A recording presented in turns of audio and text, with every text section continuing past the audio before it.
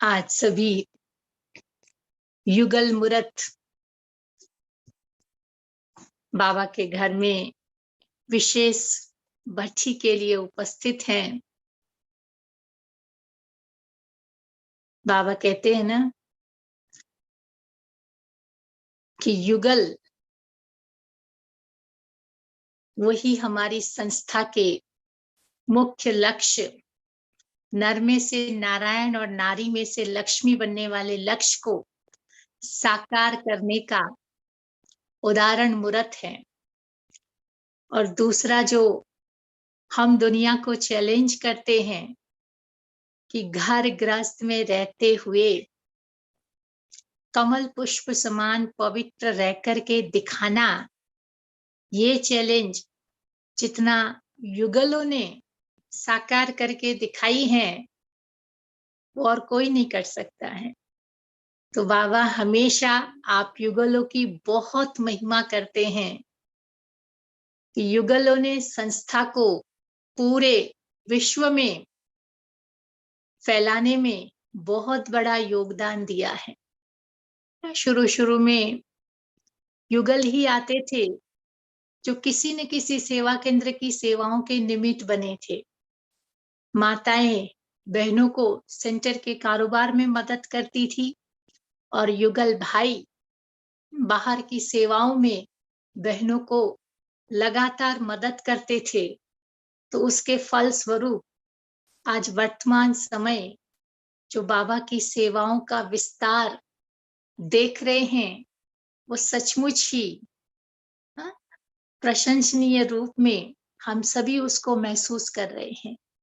तो उसके आधार में आप सभी आत्माओं का बहुत बड़ा योगदान है। लेकिन बाबा कह रहे हैं कि समय के साथ अब हमें आज तक वाणी के द्वारा, स्थूल सेवाओं के द्वारा विस्तार को बढ़ावा दे रहे थे, लेकिन समय प्रमाण अभी हमें अपने अंतिम लक्ष्य की ओर पहुंचने के पुरुषार्थ पर ज्यादा फोकस करना है। आज बाबा की मुरली सुन रहे थे तो मुरली में भी बाबा ने यही बात हमें बताई कि 15 मिनट आप किसी आत्मा को न्यारा और प्यारा स्थिति में स्थित रह करके किसी को समझा सकते हो, वो 1 घंटा सेवा करने के हिसाब से बहुत ज्यादा सफलता दिलाएगा। तो स्थिति सेवा करती है, तो स्थिति बनाने की तरफ अब हम सभी भाई बहनों का विशेष लक्ष्य होना चाहिए। और अंतिम समय और उसके नजारे जब हम नजदीक में महसूस कर रहे हैं तो ऐसे में अब हमारी स्थिति जितना जितना साक्षी पने की स्थिति बनती जाएंगी ना, तो उतना बाबा जो आज मुरली में कह रहे थे कि देह के बंधन, देह के आकर्षण, वैभवों के आकर्षण, संस्कारों के आकर्षण और देह की जो भी जुड़ी हुई बातें हैं, उन सब से बाबा हमें न्यारा और प्यारा बनाना चाहता है। तो उसके लिए साक्षी दृष्टा स्थिति जितनी जितनी हमारी बनती जाएंगी ना, उतना उतना हम उस लक्ष्य को बहुत आसानी से तय करते जाएंगे। तो साक्षी दृष्टा स्थिति क्या है? साक्षी दृष्टा स्थिति यही है कि आप किसी भी दृश्य को साक्षी होकर के देख सको। उस दृश्य में जो कुछ भी घटनाएं घट रही हैं उसमें लिप्त होने की बजाय अलिप्त होकर के उस दृश्य को देख सको। उस दृश्य का प्रभाव मेरे पर ना हो, वो है साक्षी दृष्टा स्थिति। तो दृष्टा बनकर के हम कार्य को कर सके, वो है हमारी साक्षी स्थिति। जैसे हम 3 घंटे की मूवी देखते हैं, 3 घंटे कभी ऐसे भी दृश्य आते हैं, कोई दुख के, दर्द के, कोई भय के, कोई मार धाड़ के, हर प्रकार के दृश्य उसमें आते हैं। लेकिन हम उन दृश्य को साक्षी होकर के देखते हैं। पता है कि ये मूवी चल रही है, कोई फिल्म चल रही है, उसका ये दृश्य है, उसमें रोल करने वाले ये लोग हैं। लेकिन कई बार कई लोग ऐसे भी होते हैं जो सामने चल रहे फिल्म के दृश्य के प्रभाव में इतने आ जाते हैं, इतने इमोशंस में चले जाते हैं कि दृश्य के साथ वो भी रोने लगते हैं, दृश्य के साथ वो भी लिप्त होकर के डर जाते हैं, भय में आ जाते हैं, गुस्सा हो जाते हैं। ये अनेक प्रकार की इमोशंस क्रिएट होती रहती है। तो बाबा हमें ये बता रहे हैं कि जैसे मूवी में एक दृश्य चल रहा है और हम साक्षी होकर के देख रहे हैं, ऐसे हमारे जीवन में घटित होने वाली घटनाओं को भी हम साक्षी होकर के देख पाए,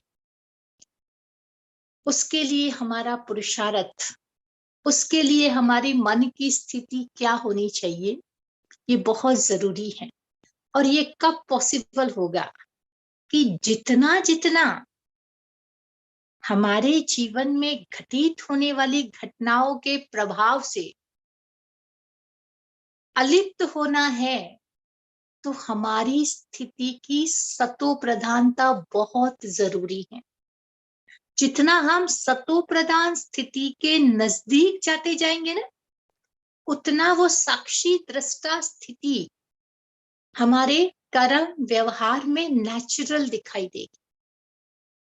तो सतो प्रधान स्थिति माना आत्मा के सातों गुणों में स्थित रह करके अगर हम कर्म और व्यवहार में आते हैं, अगर हम सातों गुणों की स्थिति में स्थित रह करके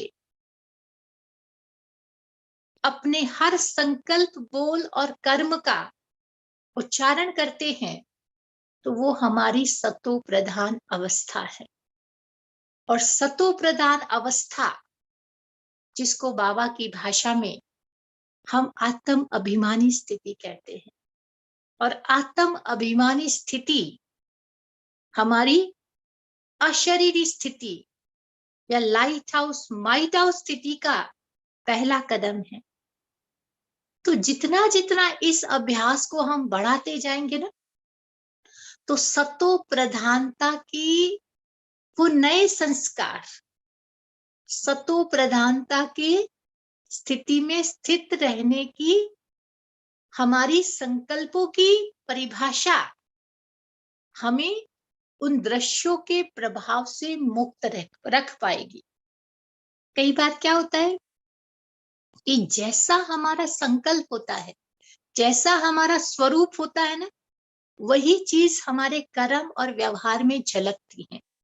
अगर मुझे आत्मा के सातों गुणों की स्थिति याद है, मैं आत्मा शांत स्वरूप हूँ, शुद्ध स्वरूप हूँ, प्रेम स्वरूप हूँ, शक्ति स्वरूप हूँ, सुख स्वरूप हूँ, ये आत्मा के सातों गुण मुझे याद है, बाबा के द्वारा दिया हुआ ज्ञान बुद्धि में इमर्ज है, और फिर हम कर्म और व्यवहार में आएंगे ना, तो वो कर्म बाहर के चलने वाले हलचल वाले दृश्य से, ऊपर नीचे करने वाले दृश्यों से हमें प्रभावित नहीं करेंगे, क्योंकि हम अपनी स्थिति में स्थित है। ये यहाँ का दिया अखंड जल रहा है, तो बाहर की हवा का झोंका उसकी ज्योत को प्रभावित नहीं कर सकेगा। लेकिन यहाँ की ज्योत बुझी हुई है, टमटमाती है, तो बाहर का तूफान, हवा का झोंका, माया का, तुरंत उसको बुझा सकता है और हमारी स्थिति अपसेट हो सकती है। तो साक्षी दृष्टा स्थिति के लिए हमें 5 बातों पर बहुत ध्यान रखने की आवश्यकता है, और वो 5 बातें हैं। एक तो है तनाव, दूसरा है स्वभाव, तीसरा है प्रभाव, चौथा है लगाव, और 5वां है झुकाव। इन 5 बातों से हम अपने आप को बचाते जाएंगे, उसमें ध्यान रखते जाएंगे, तो साक्षी दृष्टा बनना हमारे लिए नेचुरल हो जाएगा। तो पहली बात है कि तनाव। कई बार मन व्यर्थ संकल्पों के प्रभाव में इतना लिप्त हो जाता है, नकारात्मकता का प्रभाव इतना हमारे पर हावी हो जाता है कि हम अपनी आत्म अभिमानी स्थिति को भूल जाते हैं और संकल्पों के बंधन में अपने को इतना बांध लेते हैं कि उससे न्यारा होना, मुक्त होना हमारे लिए मुश्किल हो जाता है, और इसके परिणाम स्वरूप तनाव पैदा होता है। और यही तनाव हमें साक्षी दृष्टा नहीं रहने देता है। कोई भी परिस्थिति क्रिएट हुई, क्यों हुई, कैसे हुई, कौन जिम्मेदार, फलाने ने किया, ढिकने ने किया, बात इतनी छोटी होगी लेकिन उसका प्रभाव धीरे धीरे बढ़ता बढ़ता इतना बढ़ता जाता है कि वो तनाव पैदा करने का कारण बन जाता है, और वो तनाव मन पर हावी हो जाता है, मन हल्का नहीं हो पाता है। और जहां मन हल्का नहीं है तो साक्षी होकर के उस सीन को देख नहीं पाएगा। अंतिम समय में हम सबको पता है, बाबा ने कई बार मुरलियों में बताया है कि अंतिम पेपर में कई बातें ऐसी अचानक अचानक पैदा होगी, और उस समय अगर हमारा ये बहुत काल का अभ्यास नहीं होगा कि साक्षी होकर के उस सीन को देख सके, दृष्टा होकर के उस सीन के दृश्य को देख सके, तो तुरंत विचलित हो जाएंगे, हलचल में आ जाएंगे, और अंदर तनाव बढ़ने के कारण उस समय बाबा कोई हमें टचिंग दे रहा है, बाबा की कोई कैचिंग हमें कैच करनी है, उस समय पर हम कैच नहीं कर पाएंगे, और अंतिम पेपर में फिर हम पास नहीं हो पाएंगे। इसीलिए तनाव, उसका ख्याल रखना बहुत जरूरी। दूसरी बात है प्रभाव, स्वभाव। और जब भी हम स्वभाव कहते हैं ना, तो स्वभाव के साथ संस्कार शब्द जुड़ा हुआ है। हमारी भाषा में हम यही शब्दों का प्रयोग करते हैं कि स्वभाव संस्कार। तो हम सभी जानते हैं कि हमारी आत्मा में पिछले जन्मों के स्वभाव संस्कार का प्रभाव है, वर्तमान जीवन के भी स्वभाव संस्कार का प्रभाव है ही। तो जब पिछले 63 जन्मों के स्वभाव संस्कार का प्रभाव है, दूसरी और वर्तमान जीवन के भी कुछ ऐसे कड़े स्वभाव संस्कार का प्रभाव हमारी आत्मा पर है, और अगर हम उस सतो प्रधानता की स्थिति के अभ्यास में नहीं है, तो ये पुराने स्वभाव संस्कार हमारे पर हावी होकर के हमारी स्थिति को डिस्टर्ब करने में, विचलित करने में बहुत बड़ा रोल प्ले कर सकते हैं। इसीलिए जितना सके उतना आत्म अभिमानी स्थिति में, सतो प्रधानता की स्थिति में स्थित होकर के उन 7 गुणों के अभ्यास को हम बढ़ाएं। आत्मा की ओर 7 गुणों की ओरा को हम बढ़ाएं, और जितना जितना हमारा वो ओरा बढ़ता जाएगा ना, ये पिछले जन्म के स्वभाव संस्कार या वर्तमान जीवन के भी कोई स्वभाव संस्कार है ना, वो धीरे धीरे मर्ज होते जाएंगे, और ये नए संस्कार, सतयुगी संस्कार हमारे अंदर में इमर्ज होते जाएंगे। और जब ये सतयुगी संस्कार इमर्ज होगा ना, तो वो माया का कितना भी फोर्स हो, उसको मर्ज करने में प्रभावी रूप धारण कर सकते हैं। नहीं तो क्या होगा कि बाबा ने कहा है कि अंतिम समय में अगर ये अभ्यास नहीं किया है बहुत काल का, तो पिछले जन्म के कड़े संस्कार ऐसे बाहर आएंगे ना कि कभी हमने उसके बारे में सोचा भी नहीं होगा। हाँ, कभी हमने वो किया भी नहीं होगा, हमारे वर्तमान जीवन में वो चीज होगी भी नहीं, लेकिन पिछले जन्म का प्रभाव कैसे प्रभावी मात्रा में बाहर आएगा हमें पता नहीं चलता। जैसे कई बार होता है ना कि एक बार हम लोग सेंट्रल जेल में गए थे राखी बांधने के लिए, तो वहां पर वो टेररिस्ट लोग थे, हमको उस सेल में ले गए थे, तो वहां हम उनको राखी बांधते थे। तो एक भाई को राखी बांध रहे थे ना, तो बांधते बांधते वो इतना इमोशनल हो गया और वो बता रहा था कि दीदी, जब मैंने उस आत्मा का खून किया ना, तो पता नहीं, मुझे समझ में नहीं आता है कि उस समय मुझे क्या हो गया था, कैसे मेरे से गोली चल गई, मुझे आज तक समझ में नहीं आया है।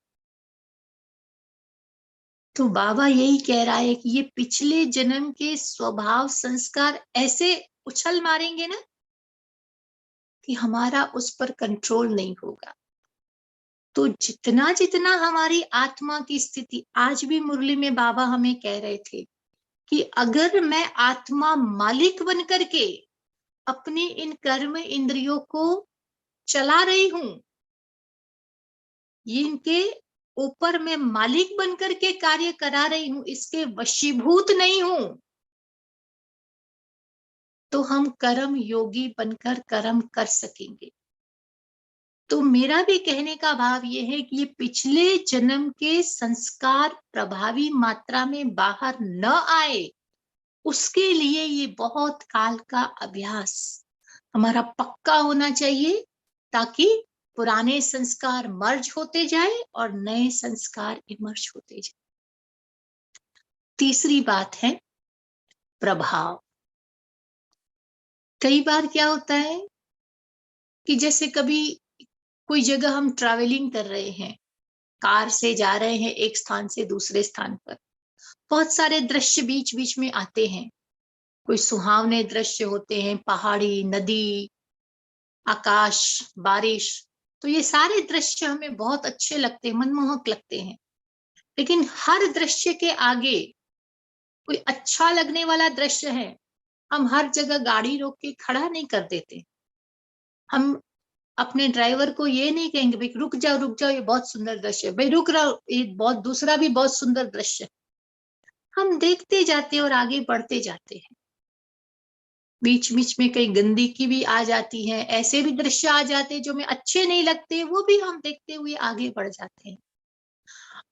ऐसे ही जीवन की इस यात्रा में भी कोई अच्छे दृश्य हमारे सामने आएंगे, कोई सुख देने वाले होंगे, कोई दुख देने वाले होंगे, कोई प्रिय होंगे, कोई अप्रिय होंगे, कोई अच्छे होंगे, कोई बुरे भी होंगे। लेकिन अच्छे दृश्य के प्रभाव में भी नहीं आना है, तो बुरे दृश्य के भी प्रभाव में नहीं आना। बाबा कहते हैं ये जीवन एक नाटक है, नाटक। नाटक माना कहीं पर भी अटकना नहीं है, इस जीवन यात्रा के नाटक में चलते चलना है। अगर कहीं अटके, अगर कहीं फंसे, तो वो फंसना हमें नीचे की तरफ रख देगा, ऊपर की तरफ जाने नहीं देगा। इसीलिए कोई भी परिस्थिति के प्रभाव में आकर के, उसके जकड़ में आकर के रुक नहीं जाना है। परिस्थितियों का काम है आना और जाना। आज भी बाबा कहते थे कि पढ़ाई का सार है आना और जाना। तो बातें आएंगी, अप्रिय दृश्य आएंगे और चले जाएंगे, मुझे उसको पकड़ के नहीं रखना है। अगर मैंने उसको पकड़ के रखा, उसको बार बार पकड़ के रखा, दर्द मुझे होगा, दुख मुझे होगा, बंधन में मैं बंधूंगी, परिस्थिति के वशीभूत मैं हो जाऊंगी। आगे नहीं आगे जर्नी नहीं कर पाएंगे। और हमारी जर्नी कंटिन्यूअस है, कहां पर भी रुकना, अटकना, पटकना नहीं है। तो इस बात का अगर हम ध्यान रखते हैं कि मुझे कोई भी दृश्य परिस्थिति के प्रभाव में आए बिना हर दृश्य को साक्षी होकर के देखना है। फॉर एग्जाम्पल, किसी ने मुझ पर गुस्सा किया, अब उस गुस्से वाले दृश्य को मैं साक्षी होकर के कैसे देखूं? मेरे पर गुस्सा हुआ है तो उस गुस्से के दृश्य को मैं कैसे देखूं? जैसे फिल्म में एक हीरो दूसरे व्यक्ति पर गुस्सा करता है तो उस दृश्य को हम साक्षी होकर के देखते हैं ना, हमें उसका असर नहीं होता है, ये इन दोनों की बात है, वो दोनों झगड़ रहे हैं, उसमें मैं नहीं हूं। ऐसे ही अपने लिए हमें साक्षी होकर के देखना है कि सामने वाली आत्मा ने गुस्सा किया, मुझ आत्मा पर गुस्सा किया, मुझे लग रहा है कि मैं यहाँ पर गलत नहीं हूं, तो मुझे उस बात से प्रभावित अपने को नहीं करना है। मुझे साक्षी होकर, शांत होकर के, आत्मा की स्थिति में स्थित होकर के रहना है, उसको शांति से जवाब दे देना है। वो दोबारा गुस्सा करेगा, मुझे उसको शांति से जवाब दे देना है। तीसरी बार वो समझ जाए। लेकिन अगर उसने गुस्सा किया, मैंने गुस्सा किया, फिर उसने किया, फिर मैंने किया, फिर उसने किया, मैंने किया, ये दृश्य इतनी सी बात का इतना बड़ा बन जाएगा। और न सिर्फ बड़ा बनेगा, लेकिन यह दृश्य की फोटो खींच करके मेरे सबकॉन्शियस में सेट हो जाएंगी। फिर वो आत्मा जितनी बार मेरे सामने आएंगी, वो सारी फाइलें खुलती जाएंगी और हम प्रभावित होते रहेंगे। इसीलिए कोई भी दृश्य आता है उसको ज्ञान के आधार से जज करो। अगर हम गलत हैं, हमारा फॉल्ट है, तो स्वीकार कर लो, सॉरी कर दो, आगे बढ़ जाओ। लेकिन अगर हम गलत है फिर भी हम अपने आप को सच साबित करने की कोशिश करते हैं, झूठे हम एक्सप्लेनेशन देने की कोशिश करते हैं, तो भी बात को हम बिगाड़ रहे हैं और आगे चल करके वो और कॉम्प्लिकेशन पैदा करने का काम करते हैं। इसीलिए इस प्रभाव से हमें बचाना है, तो हमें उस सतो प्रधान स्थिति के अभ्यास को बढ़ाना पड़ेगा, तब जाके हम साक्षी दृष्टा की उस अंतिम स्टेज तक पहुंच पाएंगे। चौथी बात है लगाव।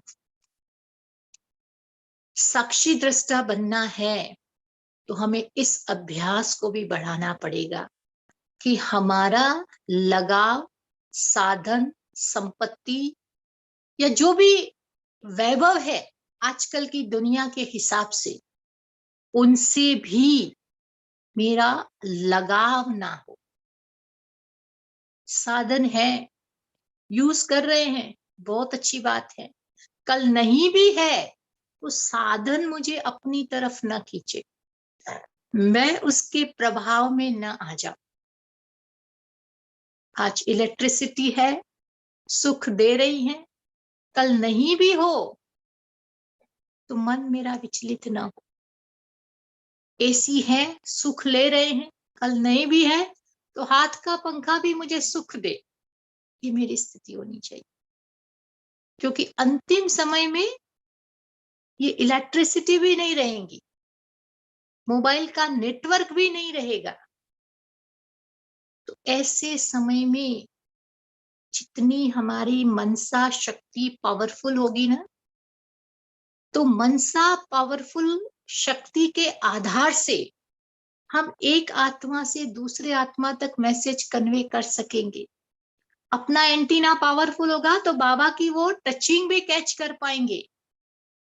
लेकिन अगर ये अभ्यास नहीं है, बीच बीच में मोबाइल को 2 दिन साइड रख करके अपने आप को चेक करो कि क्या मुझे मोबाइल खींचता है। कोई व्यक्ति के साथ आपका बहुत लगाव है तो चेक करो कि उस व्यक्ति से 2 दिन 3 दिन बात किए बिना मैं रह सकती हूँ। कोई साधन खींचता हो तो थोड़ा सा साधन को 2 दिन साइड में रख करके प्रैक्टिस करो कि क्या मुझे वो साधन खींच रहा है। अगर वो चीजें हमें खींचती है अभी भी, तो मुझे ऊपर उठने नहीं देगी।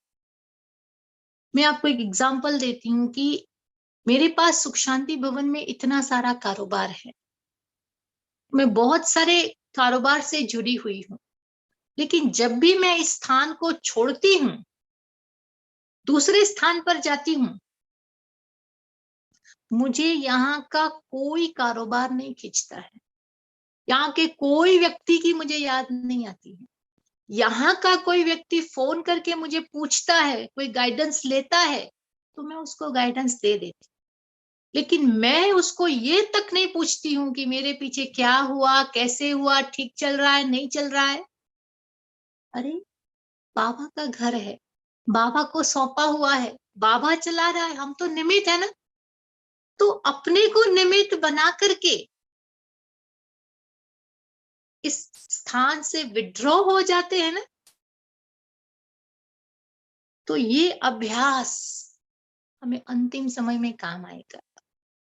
मुझे कई बार वंडर लगता है कि लोग आधा आधा घंटा फोन में कैसे बात करते हैं, अति से इति बताते, आज क्या खाया, क्या पिया, ये हुआ, वो हुआ, फलाना हुआ, ढिकना हुआ। अब इन छोटी छोटी बातों में भी अभी हमें बुद्धि खींचती है, बांधती है उन संबंधों में कि उनके साथ शेयर किए बिना हम रह नहीं सकते हैं। तो बाबा कहते उपराम कैसे हो सकते। मेरे साथ जितनी भी आत्माएं टेलीफोन पे बात करती, उन सभी को पता है कि मैं कारोबार के अलावा, सेवा के अलावा मैं कोई बात उनसे ज्यादा नहीं करती। मैंने कभी किसी को नहीं पूछा कि फलानी का क्या हुआ, ढिकनी का क्या हुआ, उसका क्या हुआ, उसने ऐसे क्यों किया। कभी भी मैं इन बातों में नहीं जाती, क्योंकि जितना हम इन बातों में अपने को ज्यादा इन्वॉल्व करते हैं ना, फिर उससे मुक्त होना मुश्किल हो जाता है।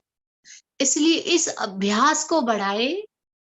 बाबा की आज की मुरली में भी बाबा ने जैसे कहा वैसे कि न देह खींचे, देह के बंधन खींचे, देह के स्वभाव संस्कार खींचे, देह के आकर्षण खींचे।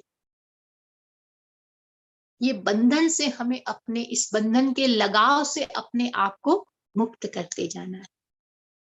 और 5वां है झुकाव। कई बार क्या होता है, चलते चलते हम लोगों के साथ उनकी विशेषताओं से, लोगों की अच्छाइयों के, लोगों के गुणों के प्रभाव में आ जाते हैं, और उनके गुण, उनकी अच्छाइयां, उनकी विशेषता हमें खींचती हैं, और बार बार उनकी तरफ हमारा झुकाव हो जाता है, और हम उसके आधार से अपने आप को चलाने की कोशिश करते हैं, या उनकी कॉपी करने की कभी कभी हम कोशिश करते हैं। तो वो जो झुकाव है ना, वो भी हमें बांधने का काम करता है।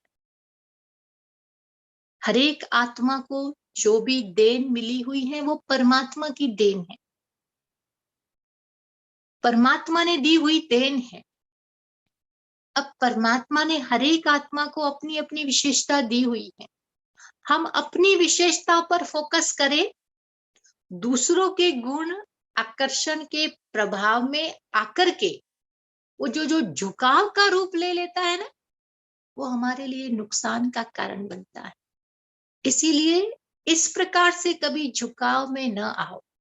फिर क्या होता है कि जिस आत्मा के साथ एक प्रकार का झुकाव हो जाता है, उस आत्मा के प्रति का एक बार अटैचमेंट हो जाता है ना, फिर वो आत्मा अगर हमारे साथ मिसबिहेव करती है, धोखा देती है, या उस आत्मा के द्वारा हमें कुछ नुकसान होता है, तो वो चीज फिर अनबेरेबल हो जाती है।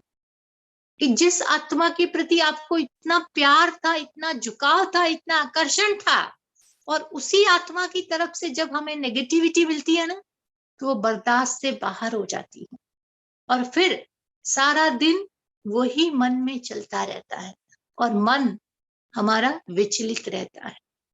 इसीलिए साक्षी दृष्टा बनना है तो इस झुकाव से भी हमें अपने आप को परे करने की आवश्यकता है। तो साक्षी दृष्टा स्थिति में ये 5 बातें हम प्रैक्टिकल जीवन में अंडरलाइन करें। तनाव, व्यर्थ के प्रभाव से मुक्त होना है। 18 तारीख को जब हम बाबा की मुरली सुन रहे थे ना, अव्यक्त बाप दादा की पधरामणी के समय, तब भी बाबा ने यही बात हमें अंडरलाइन कराई थी कि जिस अभी बाबा को गिफ्ट के रूप में ये व्यर्थ का प्रभाव सौगात के रूप में, स्मृति दिवस की याद के रूप में दे दो। तो हम भी लक्ष्य रखें कि जितना जितना मन को इन व्यर्थ के प्रभाव से मुक्त करते जाएंगे, क्यों, क्या, कैसे, फलाने किया, ढिकने ने किया, इन बातों से मुक्त होकर के हम अपने आप को उन आत्मा के 7 गुणों की स्थिति के अभ्यास में ज्यादा फोकस करें तो तनाव से मुक्त होते जाएंगे। स्वभाव संस्कार पुराने इमर्ज न हो, उसके लिए आत्मिक स्थिति के अभ्यास को हम बढ़ाएं ताकि पुराने स्वभाव संस्कार इमर्ज होकर के हमें अपने वश में लेने की कोशिश न करे, हमारे पर हावी ना हो। तीसरी बात, प्रभाव। हमारे जीवन में आने वाले हर दृश्य या प्रभाव से हम अपने आप को मुक्त करते जाएंगे ना, उसमें लिप्त हुए बिना साक्षी होकर के उसको देखने के अभ्यास को बढ़ाएं और लगाव, साधन, वैभव, उसके आकर्षण के लगाव से हम अपने आप को अलिप्त रखें, मुक्त रखें, तो साक्षी दृष्टा बनते जाएंगे। और 5वीं बात कि व्यक्तियों के गुण विशेषताओं के झुकाव में न आकर के परमात्मा की वो देन है, उस हिसाब से उनको देखने के अभ्यास को बढ़ाए ताकि वो झुकाव आगे चल करके हमारे जीवन में दुख का कारण न बने। तो इस प्रकार से इन 5 बातों पर अगर हमारा अभ्यास है तो साक्षी दृष्टा स्थिति पर हम जल्दी से पहुंचते जाएंगे। और दूसरी बात है, साक्षी दृष्टा स्थिति अगर हमें बनानी है तो दूसरी बात हमें ये अंडरलाइन करनी पड़ेगी कि मुझे इस स्वमान को या इस बात को पक्का बुद्धि में बिठाना पड़ेगा कि मुझे त्रिकालदर्शी होकर के हर दृश्य को देखना है। अगर हम त्रिकालदर्शी होकर के हर दृश्य को देखेंगे तो उस दृश्य के पीछे समाये हुए उस कल्याण को समझ पाएंगे। जब त्रिकालदर्शी न होकर के वर्तमान के परिप्रेक्ष्य में उस दृश्य को देखेंगे ना, तो हो सकता है हमें ऐसे लगेगा कि इसमें बहुत बड़ा नुकसान है, लेकिन त्रिकालदर्शी होकर के देखेंगे ना तो उस नुकसान के पीछे का जो फायदा है वो हमें नजर आएगा। तो त्रिकालदर्शी की स्थिति आज भी बाबा ने कहा स्वदर्शन चक्रधारी बनकर के देखो। स्वदर्शन चक्रधारी होकर के कर्मयोगी बनकर के कर्म और व्यवहार में आएंगे तो न्यारी और प्यारी स्थिति का अनुभव कर पाएंगे। आज भी बाबा के यही महावाक्य थे। बाबा ने कहा ना, स्वदर्शन चक्र को फिराते रहेंगे ना तो और चक्करों से स्वयं भी मुक्त होंगे, दूसरे को भी मुक्त रख सकेंगे। तो यही भाव है कि जितनी जितनी हमारी स्वदर्शन चक्र की स्थिति या त्रिकालदर्शी वाली स्थिति होगी ना, तो त्रिकालदर्शी स्थिति क्या है कि वर्तमान में हम खड़े हैं, भूतकाल की बातों के प्रभाव से हम अपने आप को समझाते हैं कि भूतकाल में ये घटनाएं हुई हैं, उसके आधार से वर्तमान में हम समझते हैं और फिर भविष्य का निर्णय लेते हैं। फॉर एग्जाम्पल, मेरे साथ रहने वाली आत्मा है, हमेशा मेरे साथ झगड़ती रहती है, हमेशा मेरे साथ मिसबिहेव करती है। अब त्रिकालदर्शी स्थिति में स्थित होकर के उस दृश्य को समझो कि वो आत्मा का स्वभाव संस्कार ऐसा है, वो अपने संस्कारों के वशीभूत है। आज उसने एक शब्द मुझे कड़ा बोला, लेकिन मैं त्रिकालदर्शी स्थिति में स्थित होकर के उस दृश्य को देखूं कि उसका ये स्वभाव है और स्वभाव संस्कार से वशीभूत होकर के उसने वो शब्द को बोला। मैंने शांत होकर के सुना, कुछ इफेक्ट नहीं दिया, शांति से उस दृश्य को देखा, शांति से जवाब दिया। एक बार दिया, 2 बार दिया, 3 बार दिया, वो मेरा शांति का संस्कार मेरा भविष्य बनता जाएगा। तो भूतकाल से सीखो, वर्तमान में कर्म करो, बार बार वही कर्म पर ध्यान दो, तो भविष्य हमारा उज्जवल सुंदर बनेगा। ऐसे ही मुझे पता है कि ये आत्मा हमेशा मेरे साथ ऐसे करती है, तो जब भी मैं उसे एक शब्द कहने जाऊं तो मुझे उसके भूतकाल की बातों का प्रभाव पता है, तो मैं उसे जो भी कहने जाऊं वो उसी अनुसार कहूं कि उसका कोई रिएक्शन न आए।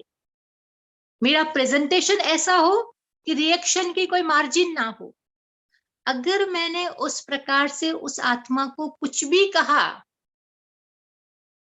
भूतकाल के सीखे हुए अनुभवों के आधार से एक शब्द कहा, उसका रिएक्शन नहीं आएगा, मेरी स्थिति एज इट इज रहेंगी, और ये चीज बार बार होती गई तो मेरा हर आत्मा के प्रति प्रेजेंटेशन का तरीका बहुत अच्छा और रॉयल बनता जाएगा, ये मेरा भविष्य बनेगा। तो त्रिकालदर्शी स्थिति ये है कि तीनों कालों को बुद्धि में रख करके अगर हम कर्म और व्यवहार में आते हैं तो हर दृश्य हमारे लिए कल्याणकारी हो जाएगा। बाबा कहते हैं जो हुआ वो भी अच्छा हुआ, जो होगा वो भी अच्छे से अच्छा होगा, और जो हो गया सो हो गया। हर दृश्य में कल्याण को ढूंढने की कोशिश करें, और कल्याण को ढूंढने की कोशिश करेंगे ना तो उसमें हमारी स्थिति साक्षी दृष्टा ऑटोमेटिक बनती जाएंगी। और लास्ट बात कि साक्षी दृष्टा स्थिति अगर हमें अपनी बनानी है तो हमें बाबा को साथी बनाना पड़ेगा।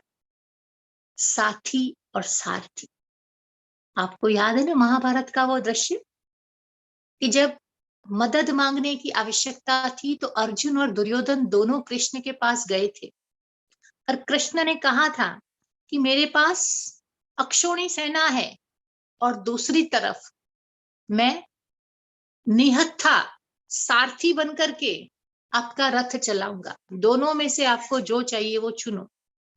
दुर्योधन को मामा शकुनी ने पक्का करा के भेजा था कि कुछ भी हो जाए तुम श्री कृष्ण को मांगना, लेकिन जब कृष्ण ने प्रेजेंटेशन किया, एक तरफ अक्षौणी सेना, दूसरी तरफ निहत्था मैं, तो दुर्योधन ने सोचा इस निहत्थे को लेकर के क्या करेंगे। उसने अक्षौणी सेना मांग ली और अर्जुन ने श्री कृष्ण को, और आगे का हम सबको पता है।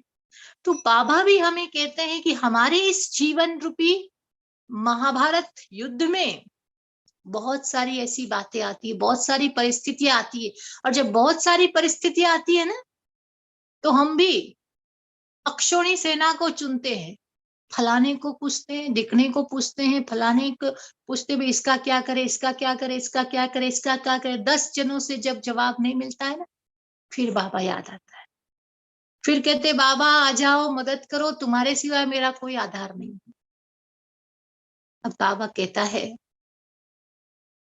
कि जब मुझे याद करना था तब तो हजारों को याद करने में लगे हुए थे, और जब कोई ने सहयोग नहीं दिया तब बाबा याद आया।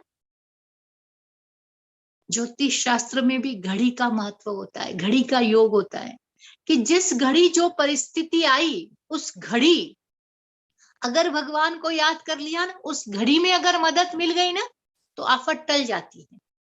तो जिस घड़ी हमारे जीवन में परिस्थिति आई, प्रॉब्लम आया, उस समय पहले बाबा याद आया ना, तो बाबा हमें उससे बाहर ले जाएगा। लेकिन हमने 10 जगह पूछने के बाद बाबा के पास गए तो वो घड़ी जिसका इंपॉर्टेंट था वो तो चली गई ना। फिर बाबा भी साक्षी हो जाता है, बाबा भी कुछ नहीं कर सकता है, फिर जो होता है हमें भुगतना पड़ता है। इसलिए जानकी दादी बहुत सुंदर अपने अनुभव में सुनाती थी कि जब बाबा के मधुबन में 2 पोज है, एक बाबा आगे हाथ रख के खड़े हैं और एक में बाबा के पीछे हाथ वाला पोज है। तो आगे हाथ वाला वही पोज है कि जब आपको जरूरत है बाबा आपके लिए तैयार खड़ा है, आप बुलाओ सिर्फ, हे बाबा आ जाओ, और बाबा आने के लिए रेडी है। लेकिन समय बीत जाने के बाद अगर आपने बाबा को याद किया तो बाबा भी हाथ पीछे करके खड़ा हो जाएगा, फिर बाबा भी कुछ नहीं कर पाएगा, क्योंकि घड़ी का महत्व है, उस घड़ी के योग का महत्व है। योग टल गया फिर बाबा भी कुछ नहीं कर पाएगा। इसलिए बाबा को हम इतना साथी बना दे, इतना सारथी बना दे अपने जीवन का कि हर बात में मुझे पहले बाबा याद आए। और जब हजारों हाथ वाला बाबा अगर हमारे साथ है तो कोई भी आंधी तूफान हमें विचलित नहीं कर सकता है, रोक नहीं सकता है। तो साक्षी दृष्टा स्थिति के लिए बस ये 2-4 बातें हम अपने जीवन में धारण कर ले। पहली बात, हम अपने सत्व प्रधान स्थिति के अभ्यास को बढ़ाएं, आत्मिक स्थिति के अभ्यास पर बार बार मनन चिंतन करें। दूसरा, तनाव, स्वभाव, संस्कार, प्रभाव, लगाव, झुकाव और प्रभाव, इन 5 बातों से अपने को मुक्त करते जाए।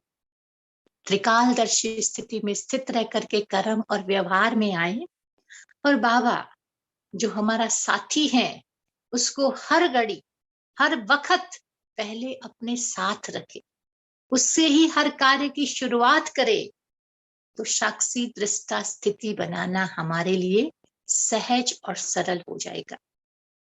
अभी आपके पास